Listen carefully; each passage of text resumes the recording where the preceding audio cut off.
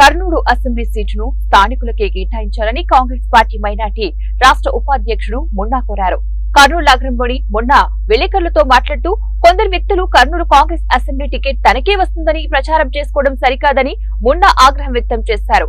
అధిష్టానం కర్నూలు సీటు ఇంకా ఎవరికీ కేటాయించలేదని అప్పుడే ప్రచారం చేసుకోవడాన్ని ఆయన విమర్శించారు. వైఎస్ రాజశేఖర రెడ్డి హయాంలో ముస్లింలకు 4% రిజర్వేషన్, దుల్హన్ పథకం అమలు చేసి ఎంతో మేలు చేశారని, జగన్మోహన్ రెడ్డి హయాంలో ముస్లింలకు ఎలాంటి ప్రయోజనం జరగలేదని మున్నా తెలిపారు. తెలుగుదేశం పార్టీ తొలి జాబితాలో 96 మంది అభ్యర్థులను ప్రకటిస్తే కేవలం ఒక్క సీటు మైనార్టీలకు ఇవ్వడం సరికాదన్నారు. కర్నూలు అసెంబ్లీ కాంగ్రెస్ అభ్యర్థిగా తనను అధిష్టానం ఎంపిక చేస్తున్న నమ్మకం ఉందని మున్నా తెలిపారు.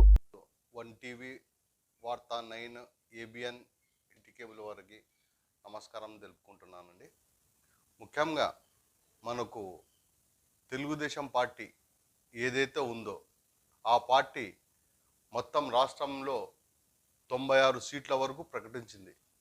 ఆ 96 సీట్లలో కేవలం ఒకే ఒక ముస్లిం మైనారిటీకు టికెట్ ఇవ్వడం జరిగింది. అంటే మన రాష్ట్రంలో ముస్లిం పాపులేషన్ ఉన్న జిల్లాలే లేవా, ఊర్లే లేవా, మండలాలే లేదా, కాన్స్టిట్యున్సీలే లేవా అనేది నా ప్రశ్న మన టీడీపీ వాళ్ళకు. అతని పాలన లెక్కనే ఉంటుంది అని చెప్పి ప్రజలు నమ్మి వాళ్లకు వైసీపీ వాళ్లకు ఓట్లు వేయడం జరిగింది.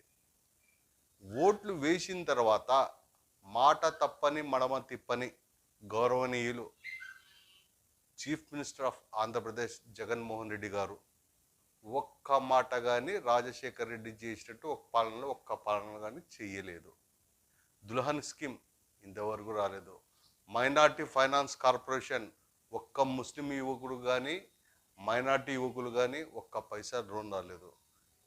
మనకు ఏదైతే